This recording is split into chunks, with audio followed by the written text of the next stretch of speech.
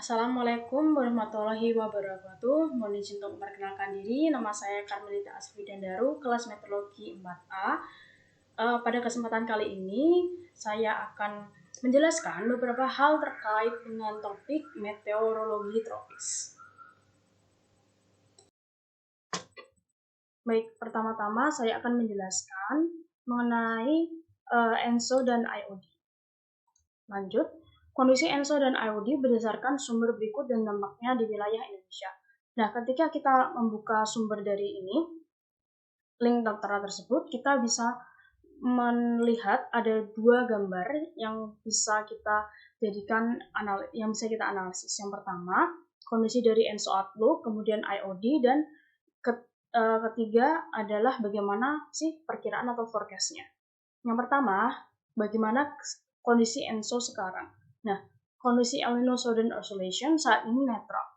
Ada beberapa tanda bahwa La Nina mungkin terbentuk di Samudra Pasifik pada akhir tahun 2024.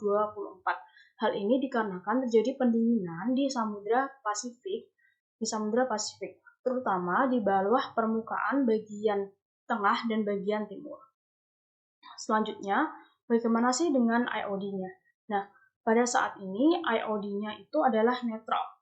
Nilai terbaru dari indeks IOD ketika 0,22 Celcius adalah nilai mingguan kedua berturut-turut dari ambang batas netral secara historis. Jadi pada saat ini nilai 0,22 itu adalah netral. Kemudian bagaimana sih forecast-nya? Nah, IOD ini diperkirakan akan positif pada bulan Mei dan memasuki musim dingin. Dan kemudian walaupun IOD positif, namun IOD yang positif ini itu lebih lemah daripada perkiraan yang sebelumnya. Oke, selanjutnya kita akan membahas mengenai equatorial wave. Bagaimana sih mekanisme dari equatorial wave? Atau apa sih itu equatorial wave? Equatorial wave itu merujuk pada serangkaian pola cuaca atau gangguan atmosfer yang bergerak di sepanjang wilayah ekuator. Nah, pembentukannya yaitu dikarenakan pemanasan adiabatik dan konveksi lembab yang disebabkan oleh keseimbangan partikel dan shallow water equation. Jadi, kalau di wilayah tropis itu terjadi pemanasan dua layer, atau seperti kita lihat di bagian sebelah kanan, yaitu pemanasan dua layer ini untuk menyeimbangkan menyeimbangkan suhu vertikal yang ada di wilayah tropis. Kemudian kalau dari equatorial wave sendiri terdiri dari 3 macam gelombang, yaitu gelombang Kelvin, kemudian gelombang Rossby, kemudian mixed Rossby gravity. Yang pertama saya akan menjelaskan gelombang Kelvin. Gelombang Kelvin ini bergerak di sepanjang batas titik fisik atau topografi. Gelombang Kelvin ini seolah-olah terjebak di khatulistiwa dikarenakan gelombang Kelvin ini bisa kita lihat di gambar sebelah kanan itu berada di antara daerah low pressure yang ada di wilayah khatulistiwa dan daerah high pressure yang ada di daerah khatulistiwa. Nah, sehingga gelombang Kelvin ditandai dengan peningkatan curah hujan di tengah-tengah high pressure dan low pressure area. Di sini kita bisa lihat warna hijau ini adalah pertanda dari gelombang Kelvin. Selanjutnya saya akan menjelaskan mengenai karakteristik gelombang Kelvin. Gelombang Kelvin yang terhubung dengan konveksi itu memiliki periode 6-7 hari dengan kecepatan fase 12-25 meter per sekon. Kemudian gelombang Kelvin di stratosfer bawah itu memiliki kecepatan fase 30-60 meter per sekon. Selanjutnya gelombang Kelvin di Samudra India memiliki kecepatan bergerak 12-15 meter per sekon. Kemudian selanjutnya saya akan menjelaskan mengenai gambar yang ada di bawah, yaitu sistematika dari gelombang Kelvin. Di dataran rendah sebelah barat, dataran tinggi ada beberapa massa yang menyebabkan penurunan tekanan, sehingga tekanan turun ke arah barat. Di dataran tinggi sebelah barat dataran rendah terjadi konvergensi massa yang menyebabkan peningkatan tekanan, sehingga tekanan naik ke arah timur. Akibatnya gelombang Kelvin terbentuk dan merambat ke arah timur. Jadi gelombang Kelvin ini merambat ke arah timur. Oke, selanjutnya adalah gelombang Rossby. Gelombang Rossby ini diidentifikasi untuk menggambarkan gerakan kuasi geostropik di skala besar lintang tengah. Nah, karakteristik dari gelombang Rossby ini sendiri yaitu memiliki gaya pemulih PV dari efek Coriolis yang menyebabkan gelombang Rossby ini ada di daerah tenang, yaitu daerah tropis yang memiliki suhu yang relatif stabil. Kemudian berumur hitungan hari sampai minggu. Untuk gelombang Rossby atmosferik sendiri itu memiliki kecepatan 10 sampai 20 meter per sekon. Kemudian Rossby konveksi memiliki kecepatan 5 sampai 7. Kemudian Rossby lautan itu memiliki kecepatan bergerak yang paling rendah yaitu 1 meter per sekon. Kemudian cara mengidentifikasi gelombang Rossby yaitu kita melihat dari analisis tropis pada 80 HPA. Skala horizontalnya 100 derajat bujur, jarak meridional 20 derajat lintang, dan pusatnya adalah 10 derajat di sekitar khatulistiwa. Kita bisa melihat di gambar sebelah sini bahwa kita bisa melihat gambarnya bahwa ketika terjadi gelombang Rossby ditandai dengan adanya twin vorticals. Kita bisa melihat di sebelah sini. Twin vorticals di sebelah kanan bawah. Selanjutnya, bagaimana sih sistematika dari gelombang Rossby? Saya akan menjelaskan gambar dari sebelah kiri bawah. Nah, sistematikanya yaitu gerakan massa udara antara titik tinggi dan rendah di sekitar ekuator. Terjadi pergerakan nih antara titik tinggi dan titik rendah di sekitar ekuator. Ketika titik tinggi berada di sebelah barat titik rendah, massa udara mengalir ke arah kutub, menurunkan tekanan dan mendorong titik rendah ke arah barat. Nah, kemudian ketika titik rendah berada di sebelah barat titik tinggi, maka massa udara didorong ke wilayah tersebut, sehingga meningkatkan dan mendorong titik tinggi ke arah barat. Dalam kedua skenario tersebut, gelombang ini merambat ke arah barat. Seperti kita lihat, C itu merambat ke arah barat. Oke, selanjutnya adalah gelombang mixed Rossby gravity. Nah, gelombang ini berinteraksi dengan kumpulan badai petir. Nah, karakteristiknya apa aja? Itu memiliki skala longitudinal 1000 sampai 4000, kemudian periodenya 4 sampai 5 hari, kecepatannya bergerak 8 sampai 10, radiusnya adalah ribuan kilometer. Selanjutnya, gaya pemulih dari mixed Rossby gravity itu adalah konservasi vortisitas atau PV dan kerapatan gaya apung atau buoyancy. Kemudian ini gelombang MRG itu paling kuat di wilayah ITJZ Pasifik bagian barat dan tengah, serta selama musim panas dan musim gugur boreal. Selanjutnya saya akan menjelaskan gambar yang di sebelah kanan.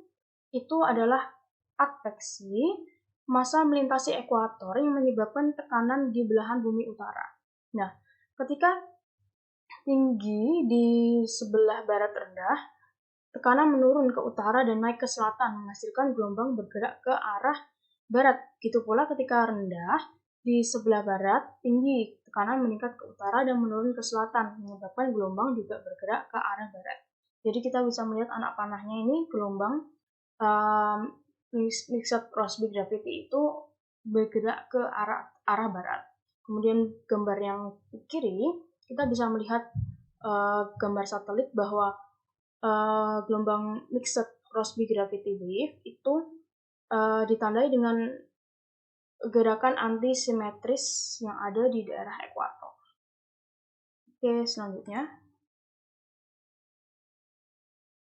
Baik, saya akan menjelaskan mengenai global wind circulation. Global wind circulation dipengaruhi oleh differential heating dan sirkulasi global. Apa sih itu differential heating? Artinya adalah bumi ini menerima panas yang berbeda di setiap belahan buminya. Ini disebabkan karena kemiringan bumi, kelengkungan, kemudian awan, serta tutupan. Ada yang tertutup oleh samudra, ada yang tertutup oleh daratan, kemudian ada juga yang tertutup oleh salju atau es.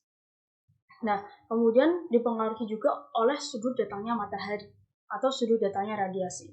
Nah, seperti kita lihat, daerah tropis ini memiliki panas yang lebih banyak daripada kutub dikarenakan sudut datang matahari. Sudut datang matahari itu lebih condong ke lebih banyak, atau kutub daerah tropis itu lebih banyak menerima sinar matahari daripada daerah kutub akibat dari sudut datang mataharinya. Oke, selanjutnya saya akan menjelaskan mengenai sirkulasi global.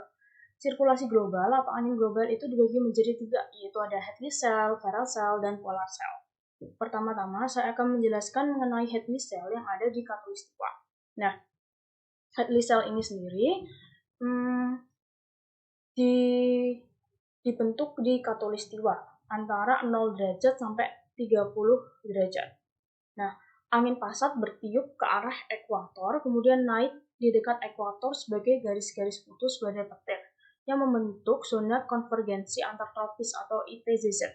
Dari puncak ini, udara mengalir menuju garis lintang yang lebih tinggi, lalu turun dan menghasilkan daerah bertekanan tinggi di lautan subtropis dan gurun panas di dunia, seperti Gurun Sahara, Afrika, dan Utara.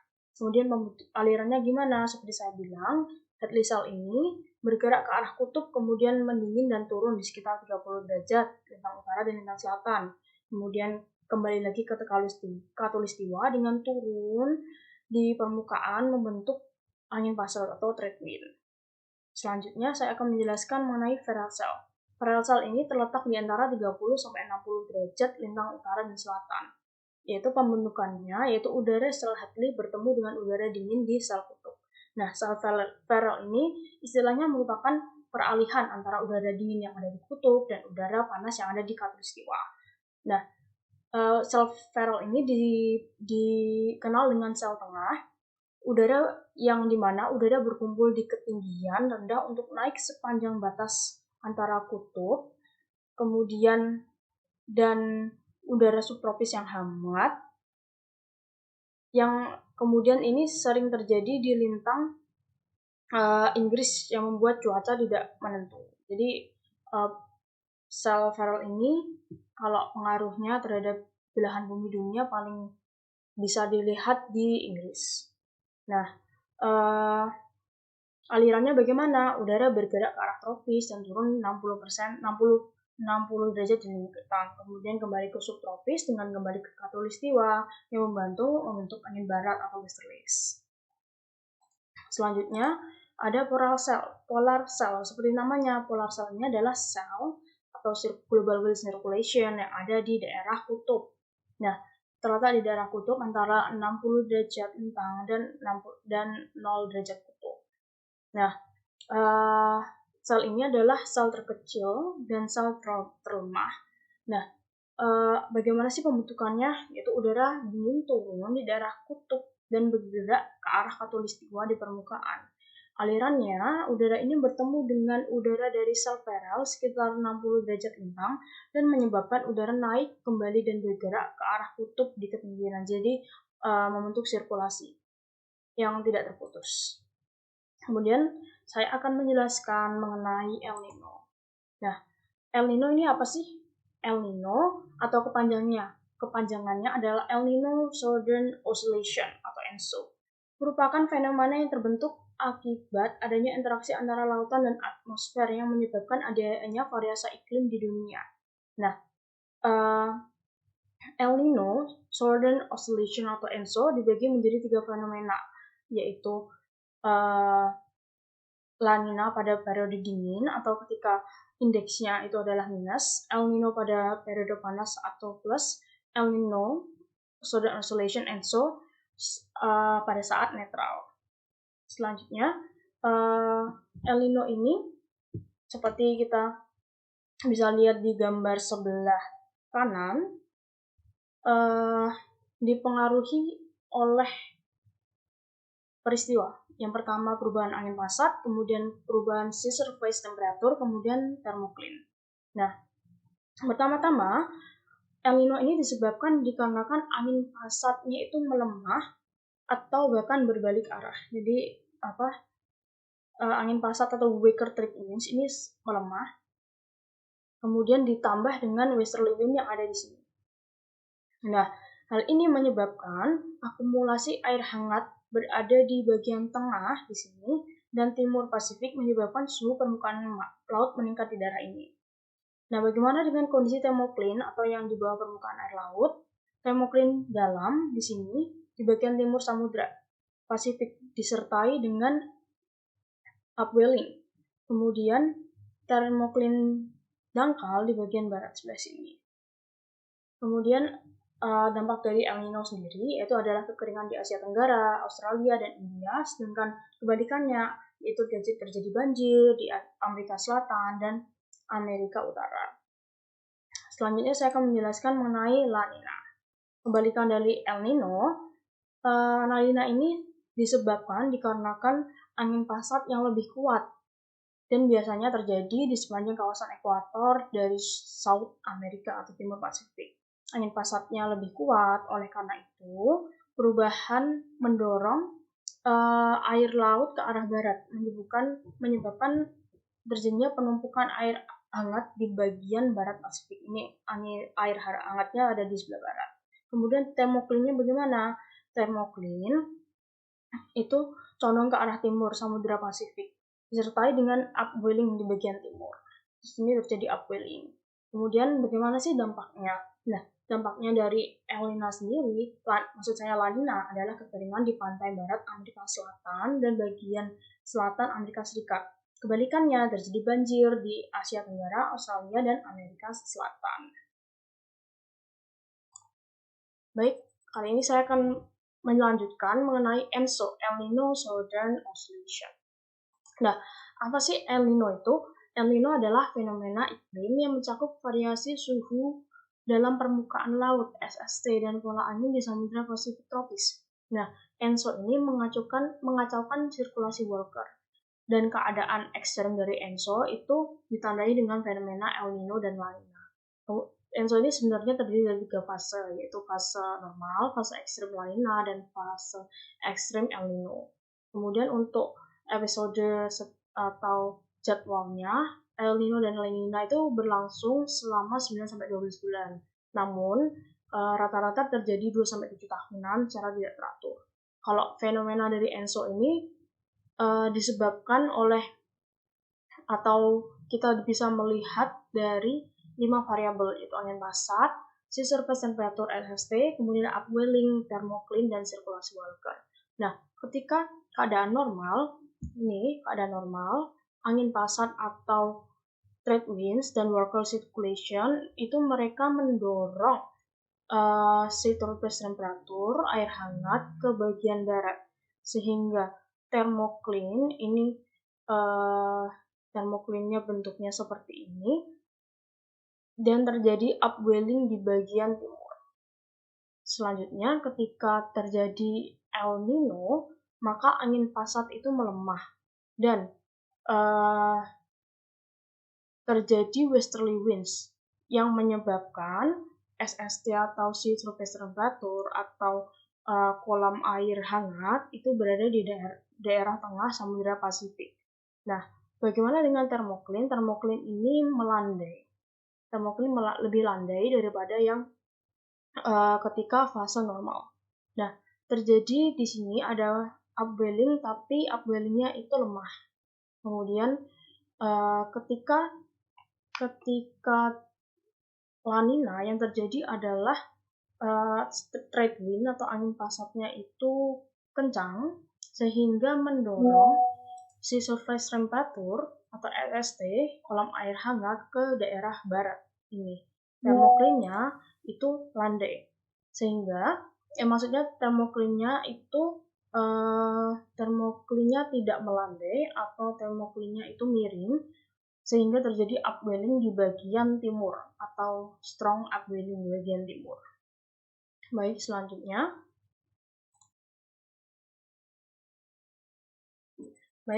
Saya akan menjelaskan mengenai MJO, Madden-Julian Oscillation. Nah, apa sih itu Madden-Julian Oscillation?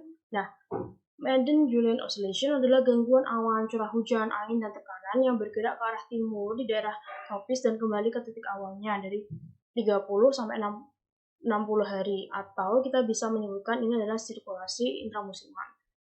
Kemudian ketika kita lihat di peta ini, berada pada ketinggian 200 MB dan 850 MB. Nah, bisa kita jelaskan fase dari MJO ini sendiri. MJO ini terbagi menjadi 8 fase. Nah, dengan fase 3, 4, 5, 6 itu adalah keluar Indonesia. Kemudian fase kering yaitu 7, 8, 9, 1. Fase kering ada di fase 7, 8, 9, 1. Nah, MJO yang aktif ini diasosiasikan dengan penambahan curah hujan di fase 3, 4, 5. Nah, kemudian MJO ini dihitung menggunakan indeks RMM1 dan RMM2. Nah, RMM1 dan RMM2 adalah perhitungan yang mengkombinasikan jumlah tutupan awan yang digambarkan oleh OLR, angin U200 dan 850 MB. Baik, selanjutnya saya akan menjelaskan mengenai IOD, Indian Ocean Dipole. Nah, apa sih itu IOD? IOD adalah perubahan suhu permukaan laut di antara dua wilayah atau kutub. Nah, kutub barat di Laut Arab dan kutub timur di bagian timur Samudra India di selatan Indonesia. Nah, pada saat kondisi normal, itu IOD akan naik di Indonesia bagian timur dan turun di Laut Arab pada sirkulasi Barkal. Nah, ketika IOD-nya itu normal, termoklin cenderung lebih landai. Kemudian IOD ketika positif, Samudra Hindia itu bagian barat lebih hangat daripada Samudra Hindia bagian timur. Kemudian termoklinnya lebih dalam di Samudra Hindia bagian barat daripada termoklin di bagian Samudra Hindia bagian timur. Nah, kemudian kita akan mengenal dengan indeks IOD. Nah, indeks itu apa sih? Indeks adalah ukuran yang dapat mewakili pola atau keadaan tertentu dari suatu sistem. Nah, indeks dari IOD itu ada dua, yaitu ada IOD sendiri dan Nino Index untuk melihat ENSO. Kemudian ada juga long term mean surface temperature dan SOI untuk perbedaan di Darwin dan Pasifik. Selanjutnya, untuk indeks El Nino Osilasi Selatan ENSO untuk memantau tanda-tanda El Nino di Samudra Pasifik menggunakan EST atau suhu permukaan air laut. Kemudian untuk yang SOI itu ketika di bawah min 7 biasanya menunjukkan El Nino. Sedangkan nilai positif di atas plus 7 biasanya La Nina. Kalau di antara plus 7 dan min 7 itu menunjukkan kondisi netral. Selanjutnya untuk yang Nino Index itu Nino 3 atau Nino 3, 4 itu menunjukkan suhu yang lebih hangat sekitar plus 0,8 Celcius. Sedangkan nilai yang lebih dingin, min 0,8 Celcius itu mengidentifikasikan dengan La Nina. Selanjutnya, saya akan menjelaskan mengenai monsun.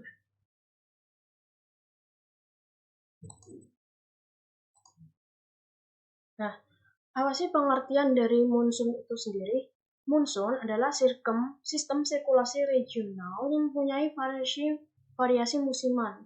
Monsun ditandai oleh pembalikan musiman sistem angin utama yang diartikan sebagai perubahan arah gaya gradien tekanan permukaan dan cuaca utama ketika musim panas dan ketika musim dingin.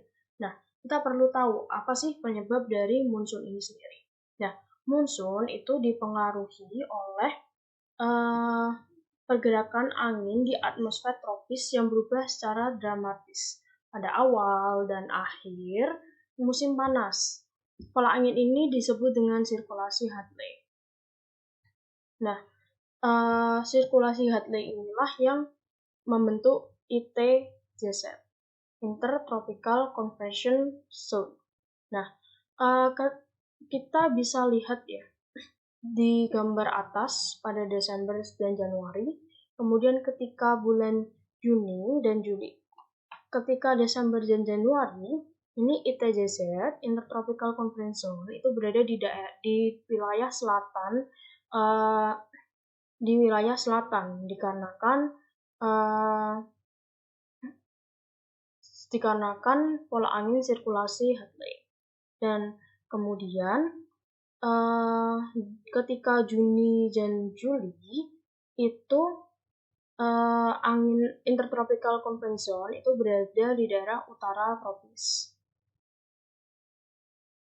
Hal ini bisa terjadi dikarenakan arah kecepatan angin yang bertiup itu atau pemanasan matahari yang tidak menentu menyebabkan ITJZ itu berubah dari daerah bumi wilayah selatan ke daerah wilayah yang di utara. Nah, kemudian ITJZ ini terjadi dikarenakan pergerakan semu matahari atau pergerakan titik kulminasi matahari terhadap bumi yang bergerak utara-selatan, dan akhirnya terciptanya tekanan dan suhu kontras antara benua dan samudra. Dan lokasinya di mana terjadinya monsun ini? Biasanya India dan Asia Selatan, kemudian Sahel di Afrika Barat, dan Amerika tropis. Untuk indeks monsun sendiri yang paling banyak digunakan adalah WNPMI dan AUSMI. Nah, untuk WNMPI sendiri itu didefinisikan sebagai perbedaan rata-rata wilayah sirkulasi angin baratan pada level 850 HPA antara wilayah utara, ekuator, 50 sampai 150 north, 1000 sampai 1300 east, dan wilayah ekuator B 200 sampai 300 north, 1100 sampai 1400 east. Nah, indeks WNMPI ini sendiri menggambarkan dengan sangat baik mengenai intensitas angin baratan serta vortisitas angin level bawah yang berkaitan dengan aktivitas gelombang Rossby sebagai sebagai respon terhadap sumber panas konvektif di Laut Filipina. Nah, keduanya ini, Rossby kemudian sumber arus panas konvektif, ini adalah mekanisme utama yang mengatur variabilitas hujan di wilayah itu. Nah, indeks ini merepresentasikan keragaman antar variasi tahunan monsun Pasifik bagian barat, Pasifik Barat bagian utara. Nah, kemudian ada AUSMPI. Nah, indeks monsun AUSMPI ini didefinisikan sebagai rata-rata wilayah angin zonal pada wilayah 5 sampai 15 south, 10 sampai 130 east. Nah, indeks ini sangat baik untuk menggambarkan sirkulasi skala besar monsun musim panas Australia dengan berbagai skala waktu, yaitu ada variasi tahunan, kemudian musim, maupun variasi dekadal. Kemudian di antara kedua ini, WNPMI dan AUSMI ini sendiri dilakukan pengujian terhadap kemampuannya dalam menggambarkan variabilitas monsun pada skala waktu tahunan. Nah, untuk mengetahui performa keduanya itu menggunakan rumus koefisien korelasi Pearson. Baik, selanjutnya saya akan menjelaskan mengenai monsoon break. Nah, monsoon break itu apa sih? Monsoon break adalah mengacu pada periode berkurangnya curah hujan atau penghentian total curah hujan selama musim hujan. Nah, fenomena ini dapat terjadi di daerah yang mengalami iklim monsoon seperti Asia Selatan dan Asia Tenggara. Asia Selatan dan Asia Tenggara dapat kita ketahui memiliki iklim monsoon, yaitu ketika terjadi monsoon baratan, kemudian monsoon timuran. Nah, penyebabnya itu ada 3, yaitu gangguan atmosferik, kemudian pergerakan ITZZ, dan selanjutnya ada karakteristiknya. Bagaimana sih karakteristik dari monsoon break ini sendiri? Nah, monsoon break ini sendiri durasinya itu beberapa minggu. Kemudian curah hujannya itu berkurang secara signifikan. Dan selanjutnya suhu yang ada di Asia Selatan dan Asia Tenggara itu cenderung meningkat. Kemudian kelembapannya juga berkurang ketika terjadi monsoon break. Nah, selanjutnya saya akan menjelaskan mengenai penyebabnya, gangguan atmosferik. Nah, gangguan atmosferik yang seperti apa sih yang menyebabkan monsoon break itu sendiri? Nah, monsoon break ini sendiri, gangguan atmosferik ini terjadi ketika aliran uap air itu menyebabkan hujan. Jadi ada perubahan pola angin dan tekanan udara di atmosfer, sehingga mengganggu aliran uap air dan menyebabkan hujan. Kemudian pergerakan ITZZ apa sih yang menyebabkan monsoon break ini sendiri? Pergerakan ITZZ yang jauh dari daerah yang normal ya, yang menyebabkan penurunan curah hujan. Kemudian variabilitas internal monsoon yang seperti apa? Nah, yaitu variasi alami dalam sistem monsoon termasuk osilasi dan perubahan arah angin. Selanjutnya saya akan menjelaskan mengenai Borneo Vortex. Nah, Borneo Vortex itu apa sih? Yang pertama, Borneo Vortex adalah kalau misalnya kita lihat di satelit, Borneo Vortex itu adalah vortex yang terjadi di antara Pulau Sumatera, kemudian juga di Kalimantan. Nah, penyebabnya ada apa aja? Penyebabnya itu ada pemanasan permukaan laut. Pemanasan yang seperti apa? Yaitu pemanasan di sekitar Pulau Borneo yang dapat menyebabkan perbedaan suhu yang cukup besar antara daratan dan lautan, sehingga menciptakan kondisi yang mendukung pembentukan sebuah vortex atau putaran.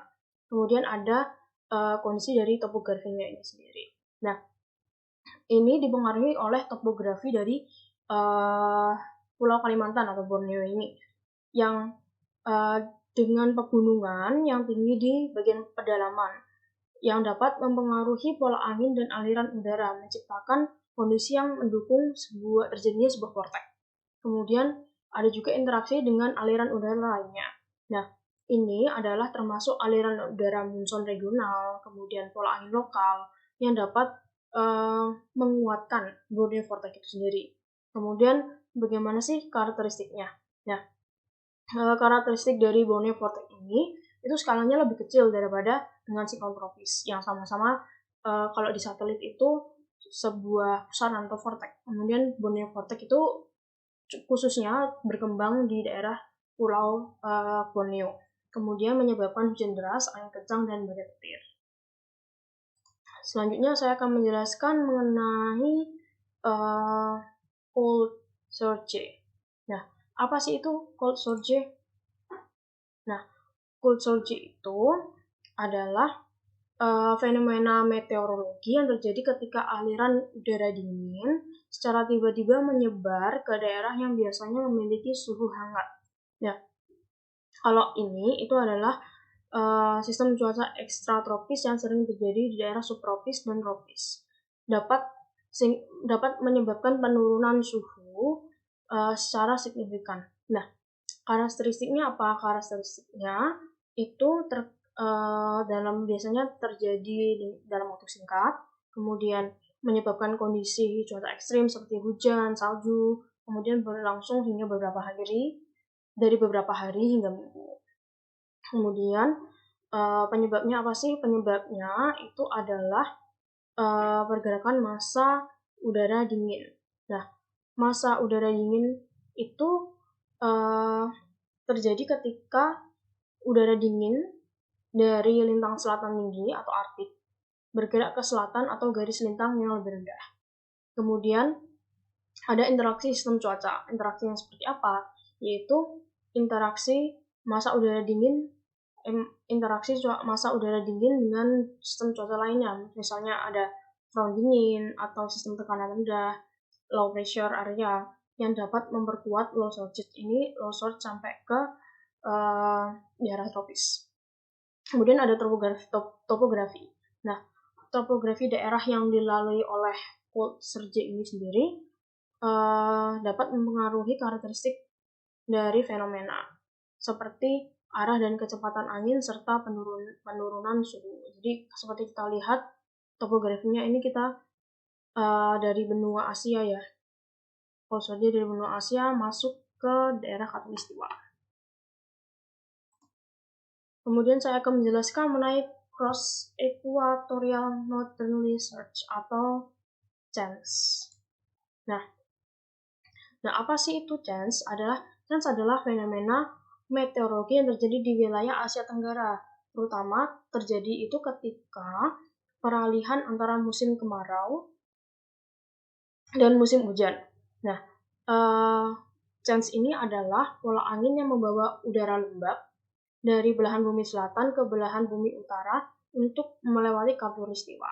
Nah, untuk karakteristiknya apa aja? Karakteristiknya pertama itu adalah pola angin bergerak dari belahan bumi selatan ke belahan bumi utara. Kemudian terjadi di musim peralihan, terjadi juga dan kelembapan dengan durasi yang bervariasi. Jadi kita tidak bisa menentukan durasinya karena memang durasinya itu bervariasi. Selanjutnya, apa sih penyebab dari CENS ini? Adalah terjadi pergerakan sistem cuaca global. Nah, kalau CENS ini sendiri sering terkait dengan pergerakan sistem cuaca besar seperti Madden-Julian Oscillation atau MJO, kemudian El Niño Southern Oscillation atau ENSO, yang dapat mempengaruhi pola angin di kawasan tropis. Kemudian disebabkan juga oleh perbedaan suhu antar belahan bumi. Nah, perbedaan suhu antara belahan bumi utara dan belahan bumi selatan itu menciptakan gradien tekanan udara yang menyebabkan adanya aliran udara dari belahan bumi selatan ke belahan bumi utara. Baik, kemudian saya akan menjelaskan mengenai prediksi MJO di wilayah Indonesia menurut BOM Australia. Jadi prediksi ini saya ambil dari http BOM.gov prediksi forecast MJO dari sumber yang tertera. Selanjutnya, apa sih MJO? Mungkin bisa kita refresh dulu. MJO adalah fluktuasi besar dalam cuaca tropis dalam skala waktu mingguan hingga bulanan. Nah, biasanya MJO ini dicirikan dengan gelombang awan yang bergerak ke arah timur dan curah hujan di dekat khatulistiwa dengan periode 30-60 hari. Kemudian apa sih yang terjadi sekarang ini? Dan MJO ini pada saat ini lemah.